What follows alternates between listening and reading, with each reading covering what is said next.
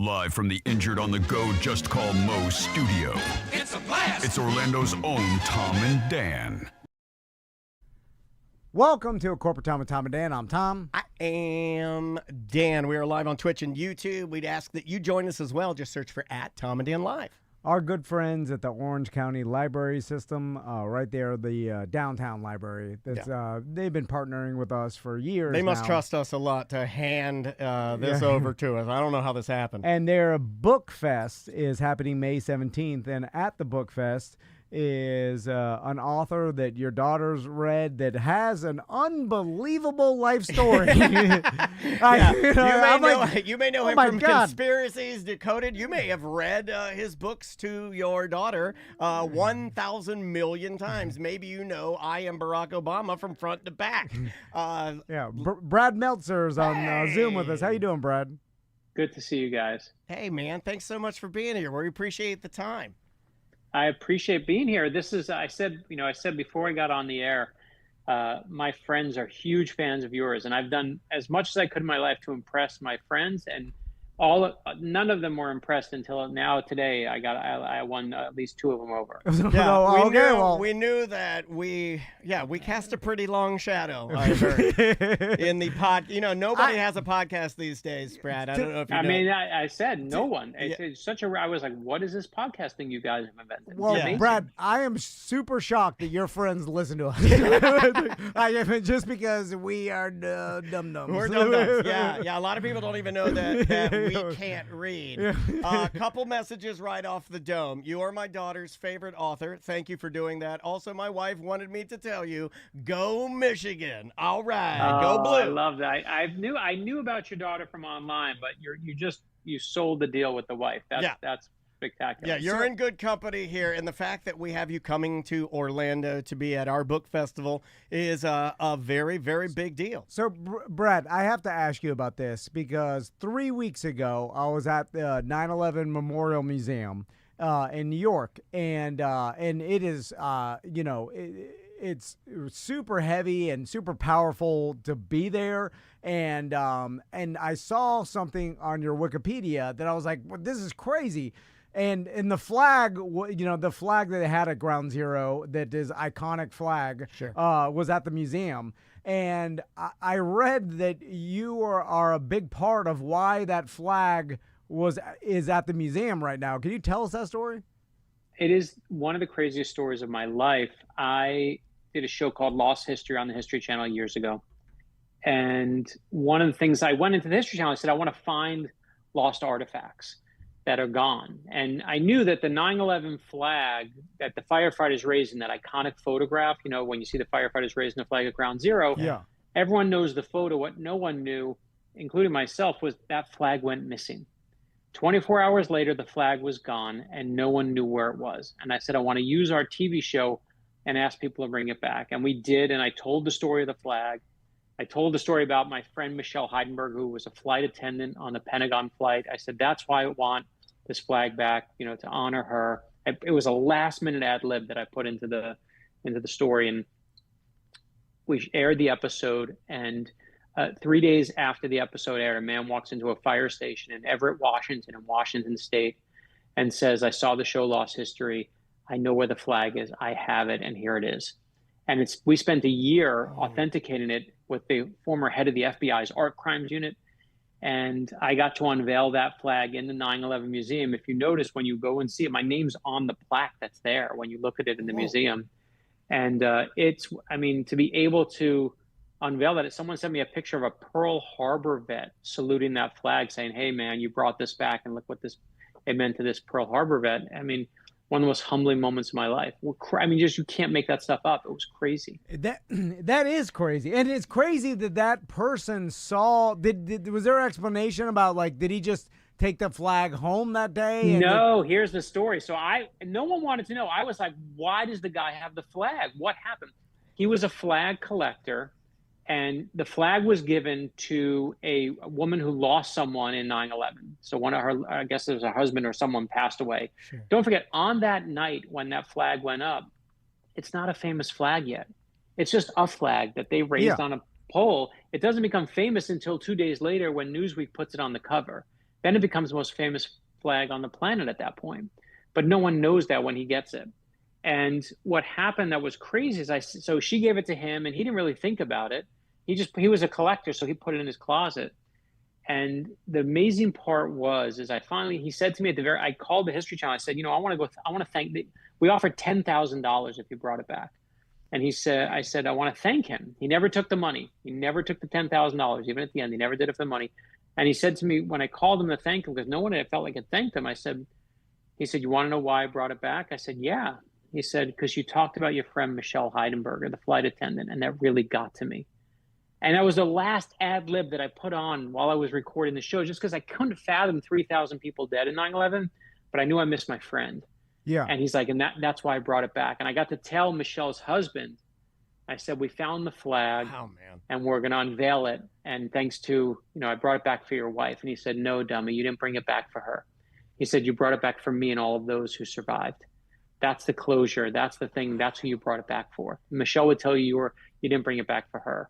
And it was just such an emotional moment for me to be able to do that for my dear friend. It was incredible. It seems like you've always had, well, I don't know this to be true. I'll ask you, have you always had a very good and approachable relationship with the people that enjoy your writings or your shows or your children's books or any of that? Because it does seem like we care about you as much as it seems you care about us. And you don't always get that with a writer. You don't always get that with an author.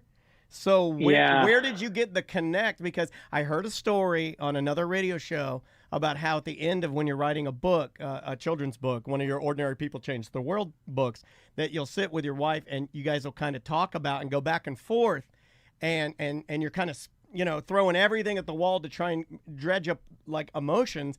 And that is something I feel like a lot of people don't really do anymore. The authentic emotion, Yeah, no, I love you for it. I mean, I started this, let's just talk about it for a moment, this kids book series. I write thrillers and murder people all day long. That's my primary job, right? Right. We do the JFK conspiracy. We show you JFK's head exploding. It's all real history for adults, which is the perfect transition to kids books. But I had kids, right? And I was like, I want to give my kids better heroes to look up to, heroes of kindness and compassion. We did I Am Amelia Earhart, I Am Abraham Lincoln, I Am Rosa Parks. We did all these books. But to me, as you said, they have to be human. And there's not a strategy. It's not like I was like, I'm going to be this to my readers because they're this. It's just what I was taught growing up. My family had nothing. I knew what it was like going to school and having no friends. When my parents moved, when I was, about to start high school, and anyone who's ever moved when you're about to start high school, when you go into that cafeteria that first day and you have no one to sit with, I know it sounds like a terrible high school movie, but man, if your heart, doesn't open to everyone else for the rest of your life. I tell my kids every year they go to school, they know they hear one thing from me.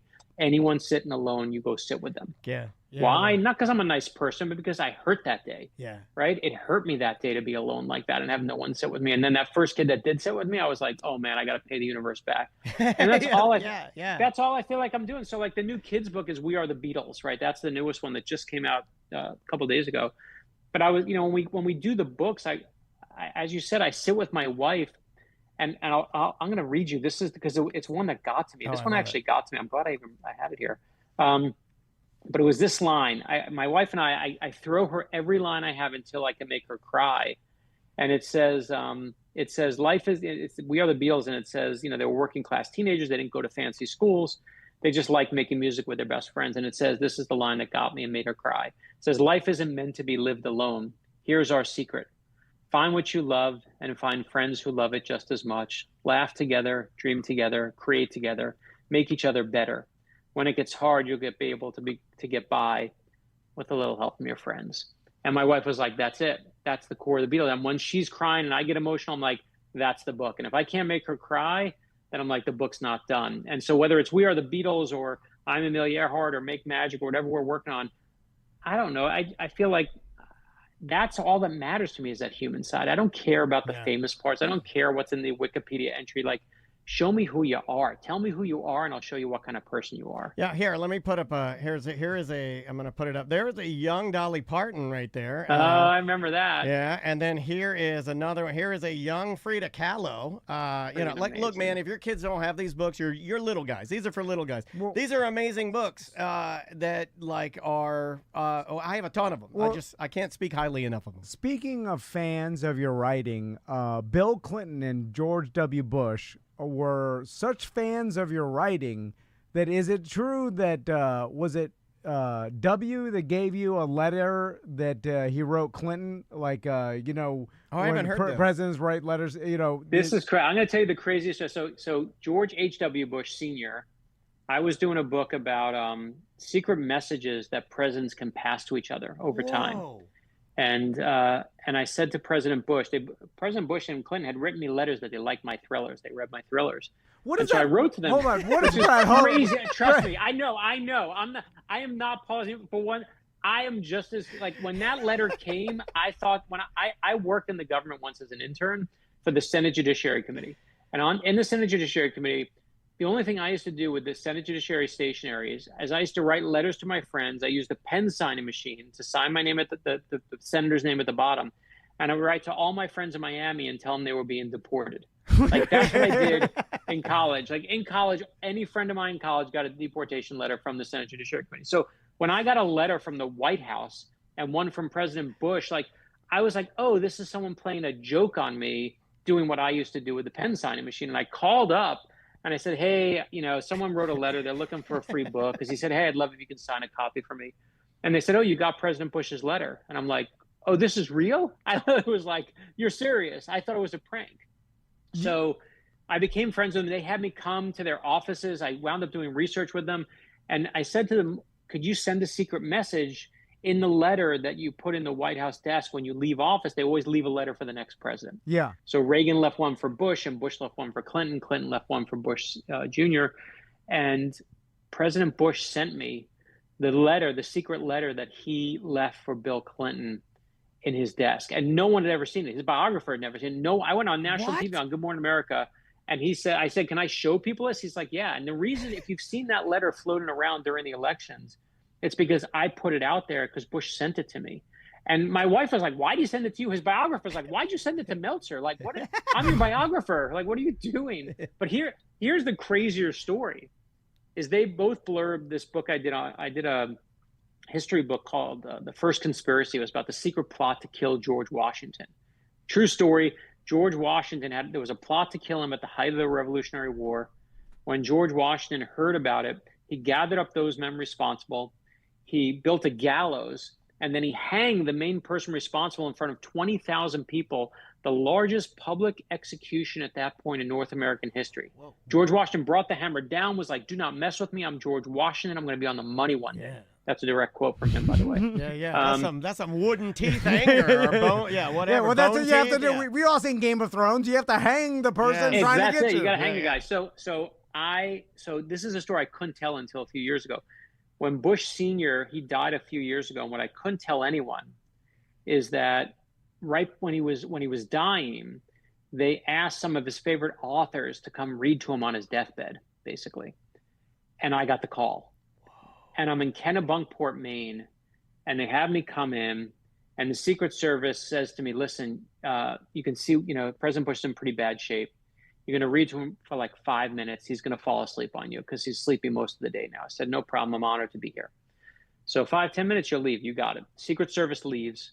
And now it's just myself, my wife, President Bush, and his service dog, Sully. Whoa. And he's got a stack of books on his desk. And in this stack of books, I can see he has a copy of The First Conspiracy, the George Washington book. And he gave me a blurb on it. And I said, sir, you want to read this book? It looks like it's been read so many times, like dog-eared. He says, because he can't speak anymore. He just says, or And so I start reading to him. And sure enough, in 5 minutes, he falls asleep. But I want to finish the chapter. I figure I'll finish this chapter in a couple more pages, and then I'll get out of here. And I brought the chapter where George Washington has the Declaration of Independence read to his troops for the very first time.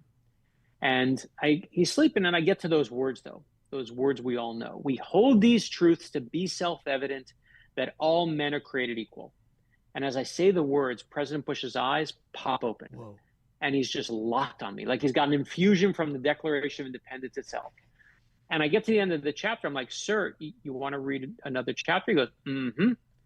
And I get to the end of that chapter. I say, sir, you want to read another one? Mm-hmm. And another, sir? Mm-hmm.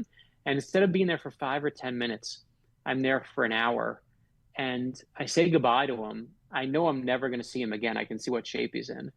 And to be able to read about the very first president to, at that point, the person who is the oldest living president in the United States is, again, one of those ridiculous. I'm like, when did my life become Forrest Gump? My wife said to me. You know, she's like, what are you doing? And you got me mind blown. Also you got me a little weepy. Man, Brett, that's an insane story. It's great, right? And for years I was like, they're like, yeah, don't say anything. And then finally they were like, they were doing a book on President Bush, and they were like, we'd like you to tell the story. So then I was able to tell the story, but I was like carrying that around, and I'm just like, no one would believe this story. This is a crazy story. This kind of goes back to my question again about how do you find yourself in these that's a wild situation, man. And no, brother, trust me, I feel the same. That's just insane. Reading to George Bush Sr. on his deathbed a book about the first president. I mean, you're right. It is like a unbelievable Forrest Gump It does scenario. Sound a little fake almost. Trust me. My wife is like if my wife wasn't there and I came home that night and told her that story, she'd be like, no way. Yeah, but she was there with me. Like I have a picture of us together with Bush that day. Like he can't be that good at ping pong and shrimp. It's impossible. Right. Barbecue shrimp. Yeah. So Cajun shrimp. So Brad, okay, speaking of crazy stories, wild. And by the way, that one's not on your Wikipedia. By the way. Someone should put that on there. Whoa. I know, we got to put that on there. One of our listeners put that on there now. Holy smokes. But what is on your... you know what? If you need a link to it, it's a USA Today story that they published it, so you can link to it. Someone put it on there. Oh, beautiful. Yeah, we will need a footnote. Yeah, that's great. But let me read off some other ones. Okay, please. Meltzer... I don't even know what's on there. I'm excited to see what I did. Okay, cool. Meltzer aided in helping save the life of his 11th grade history teacher. This is crazy. So how did that happen? I mean, first of all, I love you for doing this research. So this is a banana story. So my life was changed. My love of history came from a woman named Ellen Sherman, and Mrs. Sherman, whatever, she was my 11th grade history teacher. And I remember, I'll never forget, she wheeled into the room one day. We had a movie, you know, when the TV would come, the teacher would bring it, and you're psyched when there's a movie day, right? Yeah. When that TV came rolling into your room, you can hear it coming down the hall. You hear it. Right now, you all hear the AV kids bring it. And usually it's a substitute, but she was in class and we were seeing a movie, and it was a JFK movie. And it wasn't one of those kooky, crazy ones, but it would ask the JFK stories that should be asked. Like, what is Lee Harvey Oswald doing in Russia at the height of the Cold War as a former Marine?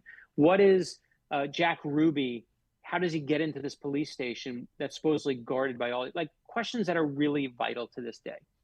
And it just cracked something open in me, changed my life, made me really fall in love with history.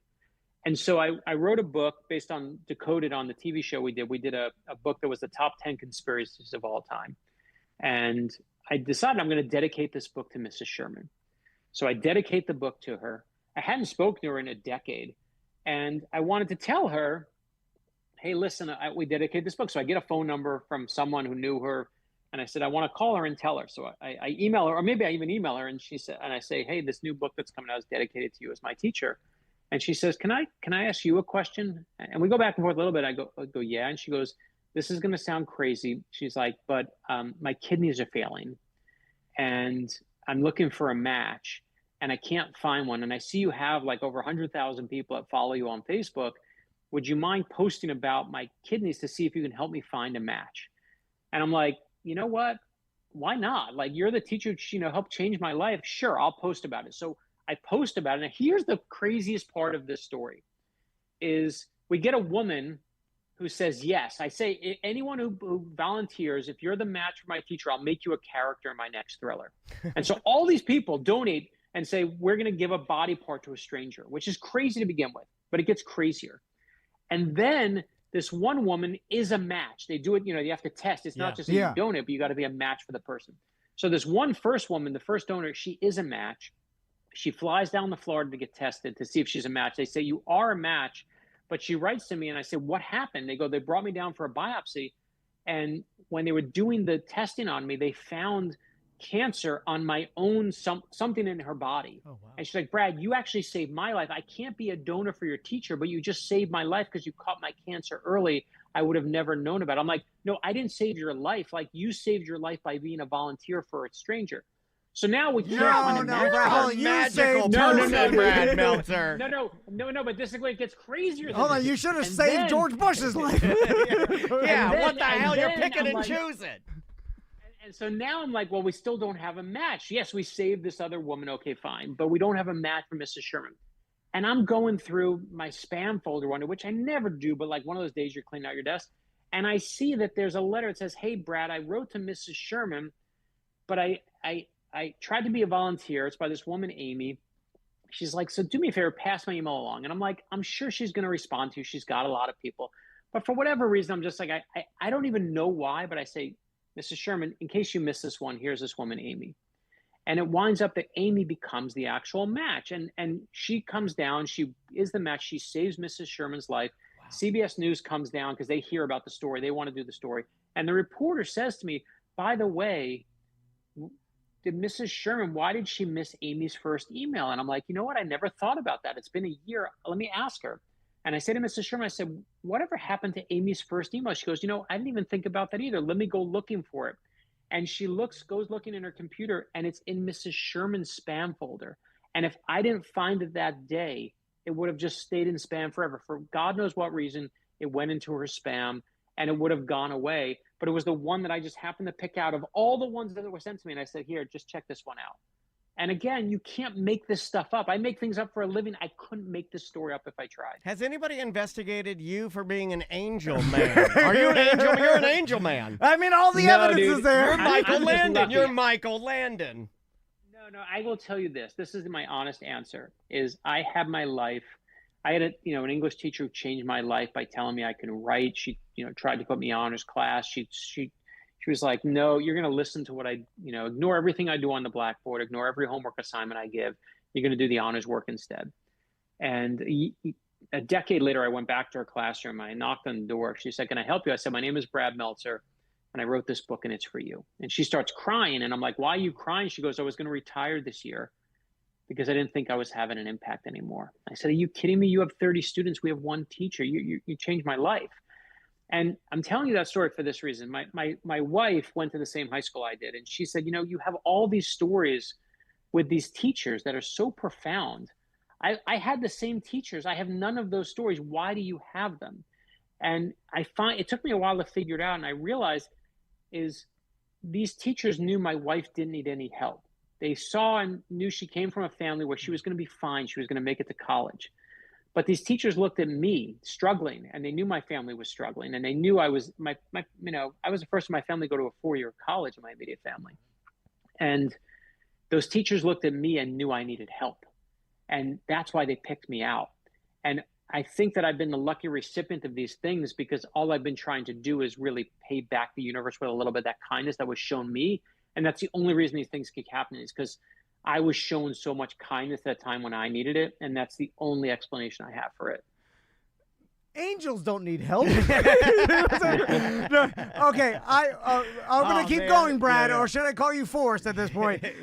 In May 2024, Meltzer delivered the commencement address of the University of Michigan in front of 70,000 people, including his own graduating son. That's all. Oh my! This was the best one. This may be my favorite one. I didn't know your son was there, and again, this became a book, and you can pick up this book. In fact, I'm going to pick it up because I haven't read it yet. But yeah, can you tell us this? Yeah. So 70,000 people are in the stadium, and I'm focused on one. My son is graduating that day, and when I told my son I was going to be the graduation speaker at the University of Michigan, his first words he said to me why'd they pick you? There's so many better people they could pick. He's like, they could pick Tom Brady. He's like, well, he said to me, I'll never forget, he said to me this word, he said, it's like a 13th seed winning March Madness. That's what he said to me. So, your boy's funny. Is he a writer too? That's funny. Brad. No, he's just a kid, man. He's just an insulting college-age kid. But what happened was, so I give this speech, and the speech I give is about magic, that there are some things you can't explain, and that's what magic is. And my job as a writer is I got to make things appear out of thin air. But when you talk to magicians, they'll tell you that there are only 4 types of magic tricks, right? If you put aside illusions and escapes, there's only 4 types of tricks. You make something appear. 2, you make something disappear. 3, you make 2 things switch places. And 4, you take one thing and you turn it into something else, which is the hardest trick of all, transformation. And I went through my speeches all about making magic. And I walked through what you have to make appear in your life, what you have to make disappear in life, which we can talk about. But it's that third trick, those making 2 things switch places. I said, here, let's talk about empathy. Because that's what empathy is, right? It's switching places with someone else and putting yourself in their shoes. And when I first moved to Florida, when I was 13 years old, as I told you, my parents had no money. And we had to live we had to move in with my grandparents because we couldn't afford anywhere else. So it was 6 of us, my mom, my dad, my sister, myself, and 2 grandparents in a 1-bedroom apartment. And it was obviously, 1 bedroom. We were sleeping on the floor and couches everywhere. And everyone was trying to get us evicted in the condominium because they were like, you can't have 6 people in one place. It's too small. Everyone was trying to evict us. And this one woman across the hall, my grandmother's neighbor, saw what was happening. And she said, here's what we're going to do. I'm going to move out, and you're going to take my apartment so your family can have some space. The nicest thing to this day, I think, that anyone's ever done for me in my entire life. And I remember as a kid, her name was Mercy. But as a kid, I always heard it as Mercy. And make no mistake, mercy and empathy is what she showed us. And today, cruelty and venom and harshly judging those we disagree with, it's become sport in our culture. But cruelty and venom aren't proof of strength. They're signs of weakness and petty insecurity. What takes strength is showing people kindness and empathy. And when I finished the speech, all these people around the country were asking me for the text of the speech. They were like, I want to give this as a gift for graduation. I want to give this to my niece, my nephew, my cousin. I need it for myself. Can you give it? And I've been doing this 28 years. No one's ever asked for the text of anything I said, but people were tracking down my sister. Like, they all wanted it. And so eventually we came out with Make Magic. Yeah. They just came out, the book of inspiration you didn't know you needed. And it's literally the contents of that speech in a gift form that you can kind of give out for anyone who you think needs a little bit of magic in their lives today. And it's one of my favorite things I've ever written. Awesome. Yeah, and those are real things that we can control too. That's what's, oh man. I was just so cool. laughing a minute. Everybody's like cheering except for your son. Your son's boring. Let me tell you the great Orlando connection to this book, which I don't get to tell, but I'm going to embarrass him because I'm sure he's listening because I know him. So one of the stories that I tell in the book is the second magic trick is what you have to make disappear. And what you have to make, everyone wants to make your fear disappear. But let me challenge that and tell you this story. When I was growing up in Florida, I used to work at the Aventura Mall in North Miami Beach in Aventura. And there was this woman came up and she started snapping her fingers at me. She's like, you got to serve me. And I'm like, ma'am, I'll be right with you. And she's like, no, you got to serve me now at this Haagen-Dazs. Serve me now. And I said, you know what, ma'am, take your business elsewhere. We're not giving you any ice cream today. And she screams in my face. I'll never forget it.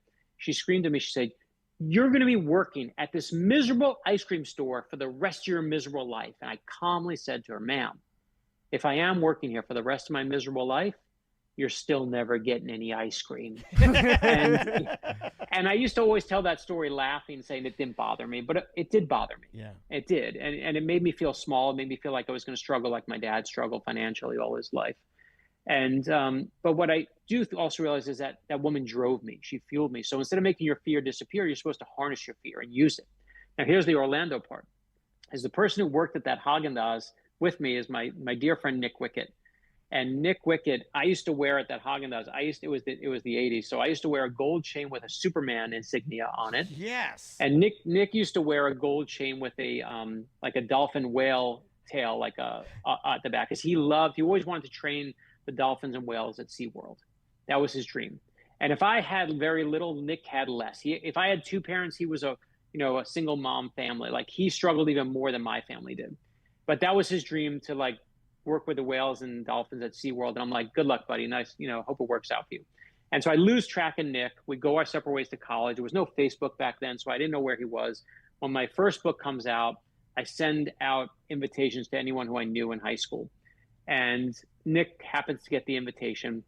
And 10 years later, right before our high school reunion, he shows up at one of my first book signings in Vero Beach. And no one's there. It's like my family's there and nobody's there at those early signings. And he shows up with a pint of Haagen-Dazs ice cream. Whoa. And I'm like, man, what are you doing now? And he says, guess. And I said, I have no idea. I said, where do you live? He says, Orlando. And I said, wait a minute. I said, you train the dolphins at SeaWorld, don't you? And he says, I do. So he invites me to SeaWorld. This is all true. And Nick still works there. And he had me eventually come when my kids were little. And he puts me in like a special place so I can watch. He's like the dolphin show. And I figure he's going to throw some fish at the dolphins. And all of a sudden, the first dolphin jumps out of the water. And on the nose of the dolphin, as it goes like 50 feet in the air, Nick is standing on the nose of the dolphin. He's not in the show. He is the star of the show. And I start bawling, crying, because I'm watching this kid who had nothing live his dream in front of my eyes.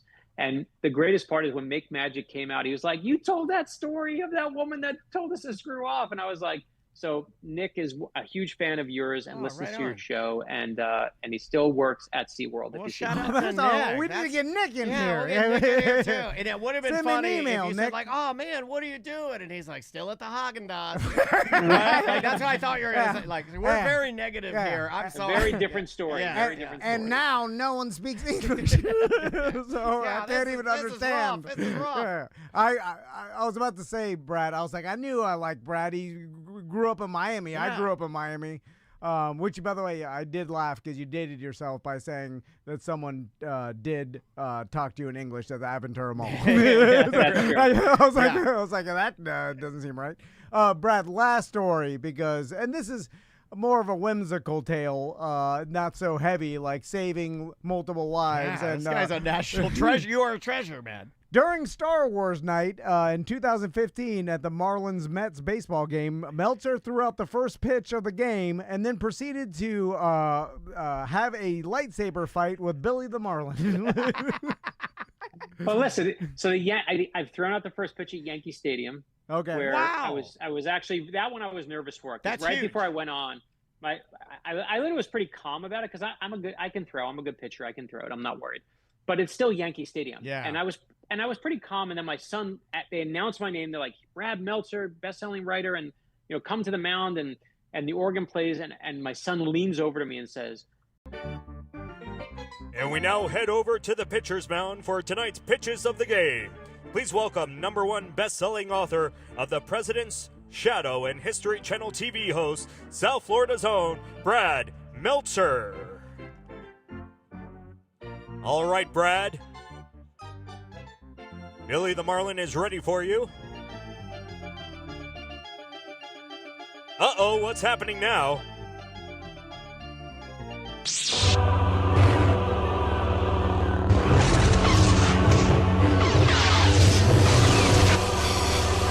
oh my God, that was like the greatest, that was the craziest, I don't even know what happened. It just lost. Wait, you want me to, You're fine. I can't believe that. We stayed on. Okay. We're good.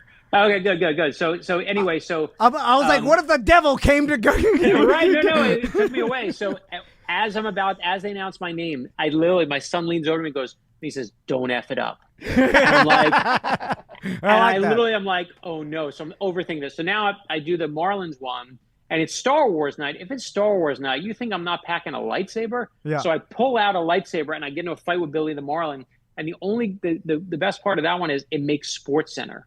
And now my kid is, because he's a crazy sports nut, of all the things I've done in my life, making Sports Center was it. And so I got to fight Billy the Marlin with a lightsaber on the mound. I mean, that's wild, unbelievable. Man. That's really, really cool that you get to do stuff like that, though. Especially with the boy. Well, I will tell you that I did get to take my kids to the set of Star Wars. That was better, because I know the people who do Star Wars, and I took them, and I literally went on the Millennium Falcon, the real one, like when they were filming the new movie. And when my two kids, like the two boys, jump in the two seats, And my youngest says to my oldest, hit the hyperdrive, Chewie. And my oldest says, no, I'm Han Solo, you're Chewie. Oh, yeah. And they're like, you're in the wrong seat. And they look at me because I'm the Star Wars guy. And they're like, Dad, who's right? Usually when you see the Falcon, you're seeing it from the outside looking in. Yeah. I was looking at it from behind. I'm like, I don't know. I'm so turned around now. And they point to my oldest son. The tour guide says to me, points to him, the guy taking us around, and my son's like, hit the hyperdrive, Chewie. And it was crazy. They put us in a room and they said to my kids, who's your favorite Jedi? And they gave him, and my youngest son at the time said Kylo Ren, and my oldest said Darth Vader. And they brought out Kylo Ren's real lightsaber and Darth Vader's real lightsaber. And my youngest lights it up and goes like this. And I said, do not break that lightsaber. Like, it was the real one. And the guy says to my kid, no, that's Adam Driver's real lightsaber. He hits like a mother. Your kid can hit as hard as he wants. And my kids are literally fighting with Darth Vader's and Kylo Ren's real actual lightsabers. It was the craziest day of my life. Like, that's wild. And I've told you some crazy stories, but we were in Star Wars. I man. just like You're fighting with the actual lightsabers from the movie? Yeah, I just like hearing your life takes. Like, I didn't know you were such a big, like sort of a nerd, like into that sort of stuff. And then I was listening to something the other day, and you were talking about how much you liked Thunderbolts and how it actually has a like a mental health message, kind of too. Listen, you're talking to I've written Batman, Superman, Spider-Man. I'm sitting in front of a signed lightsaber. And I grew up with it, and the fact that they've asked me to work on those things that's amazing.